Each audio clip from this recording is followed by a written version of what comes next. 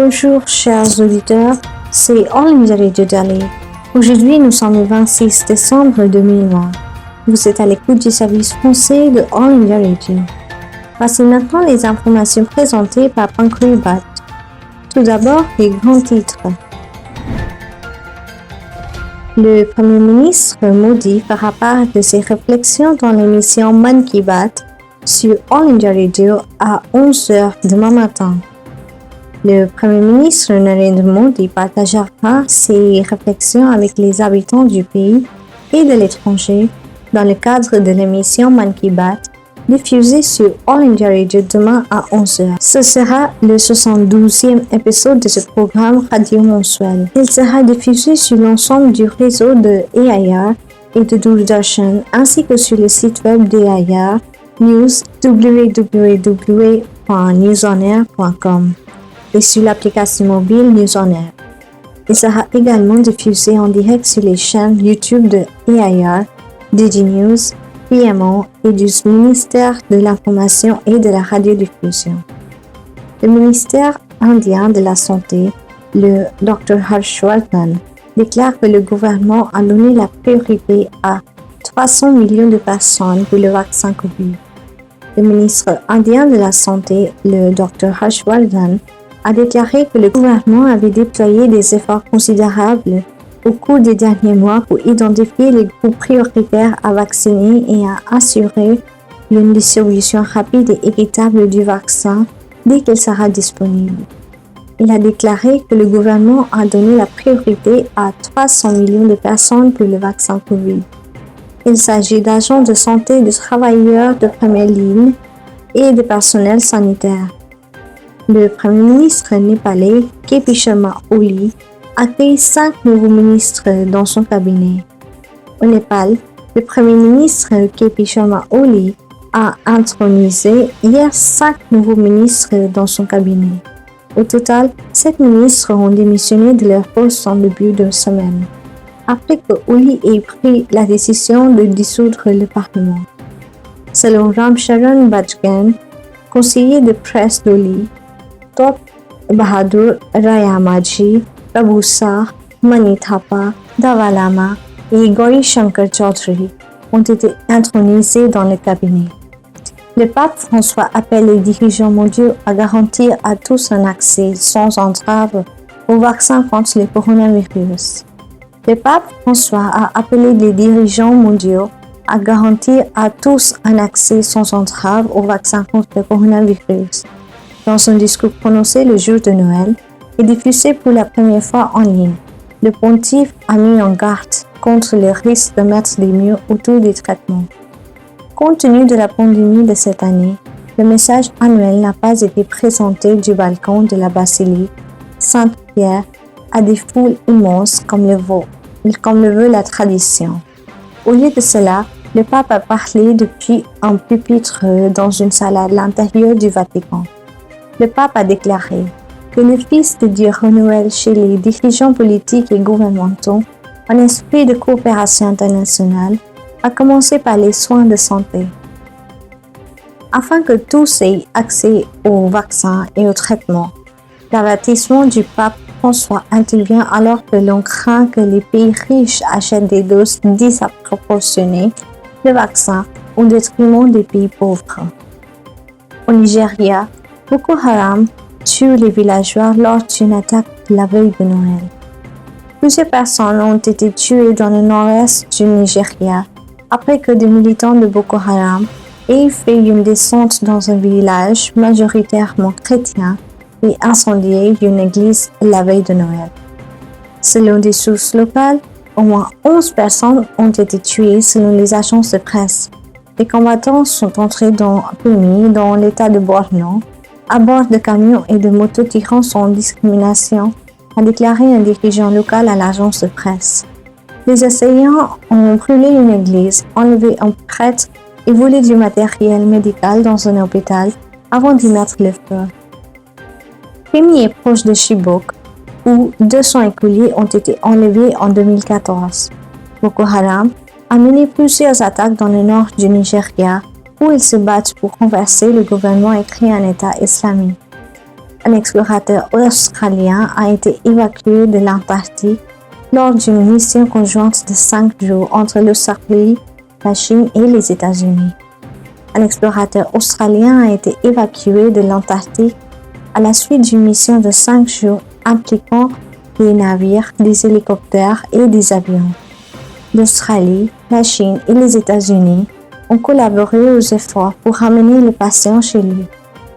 La division antarctique australienne, AAD, a salué le succès exceptionnel d'une opération qu'elle a décrite comme complexe et difficile. Les détails de l'état du patient n'ont pas été rendus publics. Les responsables ont déclaré qu'elle n'était pas liée à un coronavirus. L'explorateur se trouvait à la station de recherche australienne de Davie, dans l'est de l'Antarctique, lorsque la mission a débuté. L'AAD a déclaré qu'un brise-glace chinois situé à proximité avait envoyé ses hélicoptères pour transférer une équipe d'Australiens sur le site afin qu'ils puissent construire une piste de ski pour qu'un avion américain puisse atterrir et récupérer les patients.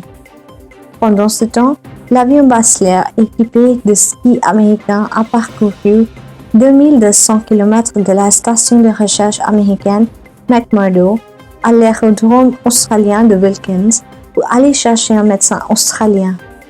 Il s'est ensuite dirigé vers la piste de ski près de Davis, où il a récupéré les patients et est revenu à l'aérodrome de Wilkins.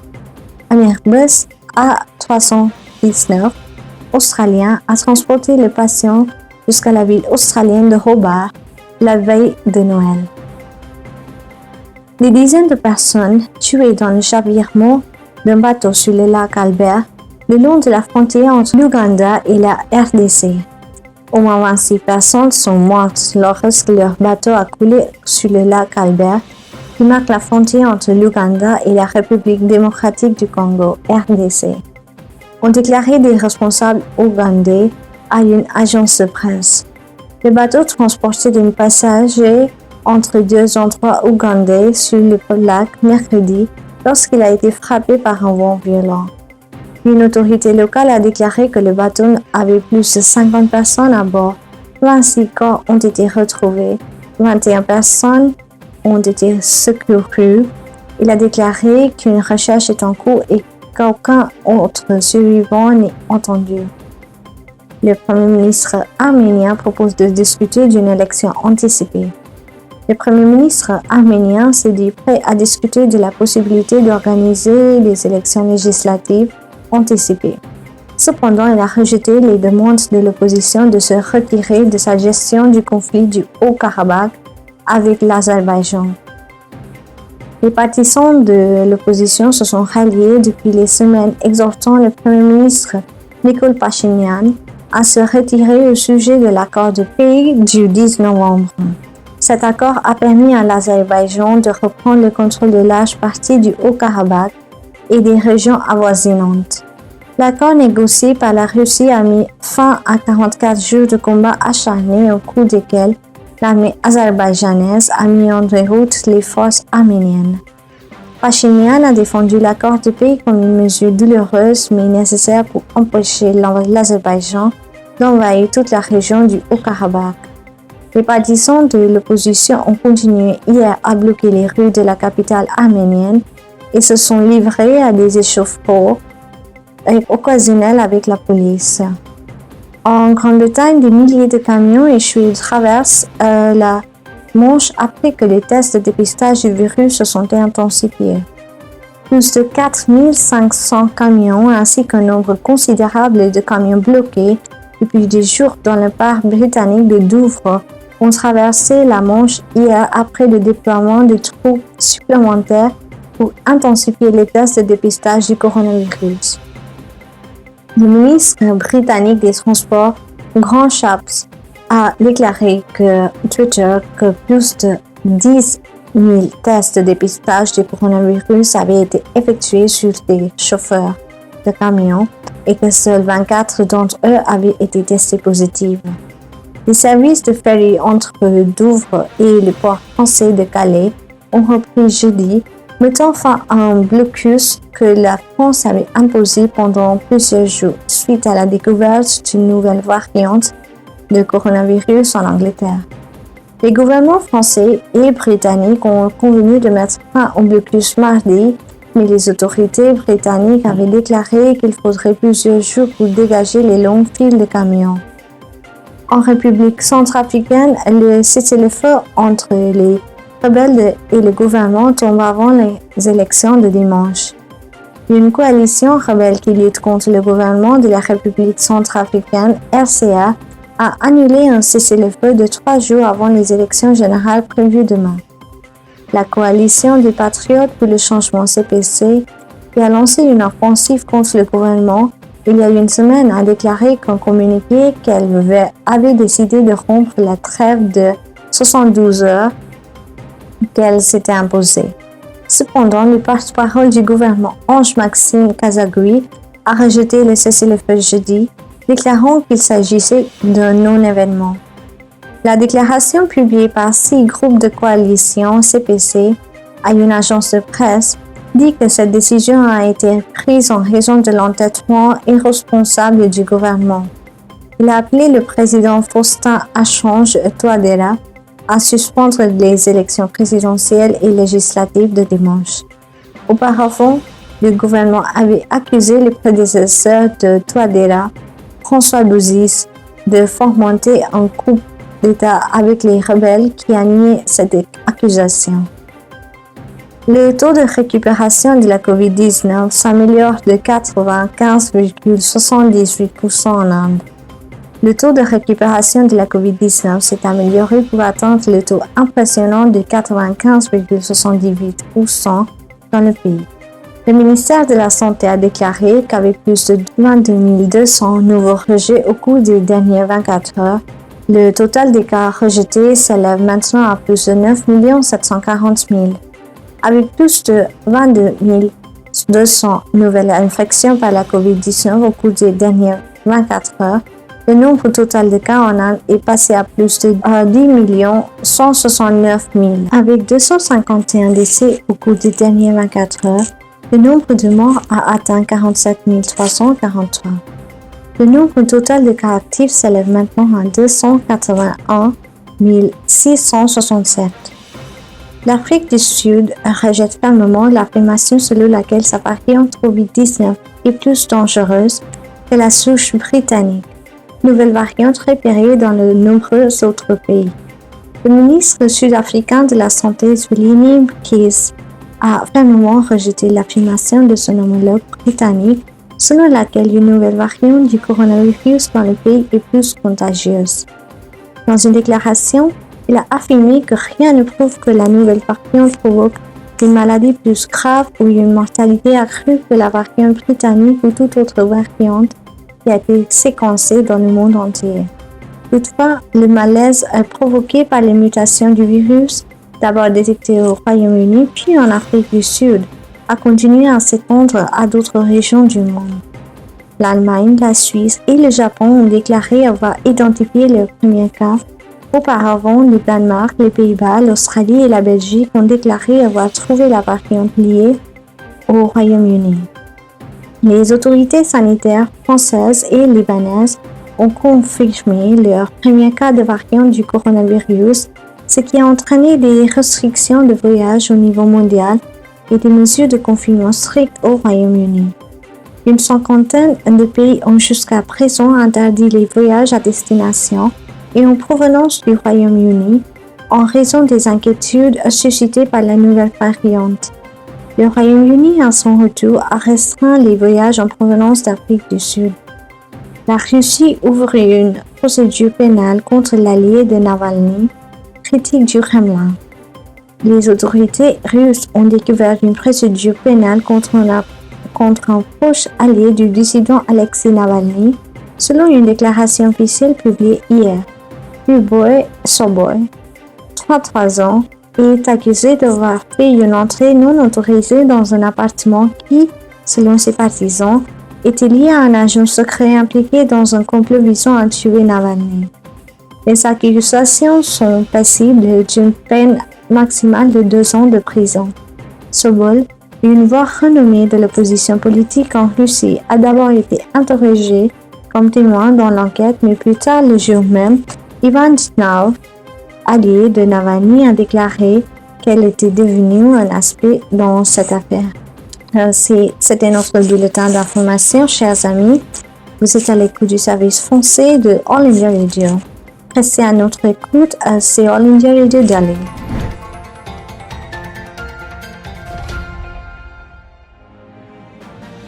Nous présentons nos commentaires sur un sujet d'actualité. Le commentaire d'aujourd'hui porte sur bouleversement politique au Népal. La décision surprise du Premier ministre népalais, K.P. Sharma Oli, de recommander la dissolution du Parlement environ 2 ans avant la fin de son mandat de 5 ans a plongé la nation himalayenne dans l'instabilité politique. Le groupe dissident dirigé par le président exécutif du parti et ancien Premier ministre Pushpa Kamal Dahal, dans la faction montée par le Parti communiste népalais au pouvoir, exigeait la démission du Premier ministre accusé de fonctionnement autocratique, de mauvaise gouvernance, de ne pas être en mesure de gérer efficacement la grave situation de Covid-19 et de protéger la corruption. Après une réunion d'urgence de son cabinet, M. Oli a recommandé la dissolution de la Chambre des représentants, Pratinidhi Sabha, au président Bidyadevi Bhandari et a demandé de nouvelles élections au Parlement le 30 avril et le 10 mai 2021, que le président a rapidement approuvé. Protestant contre la décision du cabinet, 7 ministres appartenant aux factions dissidentes du Dahal et du Madhya Népal ont démissionné. 3 pétitions ont été déposées devant la Cour suprême du pays pour contester la dissolution du Parlement. La décision soudaine de M. Oli est intervenue alors que l'on craignait que près de 90 membres du parti au pouvoir dirigé par M. Dahal n'envisageaient de déposer une motion de censure contre lui à la Chambre des représentants. Ils ont recommandé que M. Dahal soit le nouveau Premier ministre. Le Parti communiste népalais Duling a une majorité de près de 2 tiers au Parlement avec 174 membres, dans une chambre de 275, mais Oli se sentait étouffé par les accusations répétées contre son gouvernement. Les rapports indiquent qu'il a été réduit à une minorité dans les forums du parti Fartier, le secrétaire de 9 membres, le comité permanent de 44 membres et le comité central de 445 membres. Il s'est absenté de la réunion du comité permanent qui a décidé de prendre des mesures disciplinaires contre lui pour son action arbitraire de dissolution du Parlement. Plus tard, dans une allocution télévisée, Oli a défendu son action en disant qu'en tant que Premier ministre du gouvernement majoritaire, il n'était pas autorisé à fonctionner et qu'il cherchait dans un nouveau mandat ce qui était la meilleure option démocratique. Il a même déclaré que la réunion du comité permanent était inconstitutionnelle. Le Parti communiste népalais au pouvoir, le NCP, est né en mai 2018 de la fusion de l'ancien Parti communiste du Népal, Marxiste-Léniniste unifié, UML, dirigé par Oli, et du Parti maoïste dirigé par Dahal. Les 2 factions ne sont pas encore totalement harmonisées au niveau du terrain ou du comité de développement du village. Ils ont mené conjointement les élections fédérales et provinciales de 2017 et ont remporté les élections parlementaires ainsi que 6 des 7 élections provinciales. La paix et la stabilité que les communistes avaient promis au peuple népalais lors des élections générales de 2017, après la promulgation de la nouvelle constitution en 2015, a cependant été de courte durée. Malgré une majorité de près de 2 tiers au Parlement, le gouvernement d'Oli a été en difficulté permanente à cause d'un désaccord entre les partis. Au moins à 2 reprises en avril-mai 2020 et en août-septembre de cette année, le parti était au bord d'une rupture, mais une ingérence flagrante de puissances étrangères a sauvé la situation pour Oli. Oli et Prachand ont tous deux tenu des conventions séparées de leurs partisans le 22 octobre à Katmandou, laissant entrevoir une scission rituelle du NCP dont le bureau central a été fermé. Tous les yeux sont maintenant tournés vers la Cour suprême du pays pour savoir comment elle traite les pétitions contestant la légalité et la validité de la décision de destitution du Parlement. Les experts constitutionnels du Népal considèrent cependant que cette décision est inconstitutionnelle, car la Constitution ne prévoit pas que le parti majoritaire au pouvoir puisse recommander la dissolution de la Chambre, qui a un mandat fixe de 5 ans, sauf si elle est dissoute en vertu de la Constitution. En juin 1994, le gouvernement minoritaire du CPN QML, dirigé par Manohar Adhikari, a dissous le Parlement.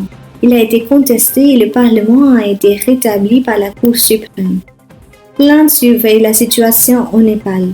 New Delhi a toujours défendu la paix, la stabilité et la prospérité économique d'un voisin géopolitiquement amical. L'Inde souhaite que la démocratie s'épanouisse dans la nation himalayenne et aussi dans le reste de l'Asie du Sud. Chers amis, vous êtes à l'écoute du service français de All India Radio. Vous venez d'écouter le commentaire rédigé en anglais par le commentateur politique Ratan Saldi, traduit par Richard Sharma et présenté par Pankuri Bhatt. Chers amis, c'est All India Radio Delhi.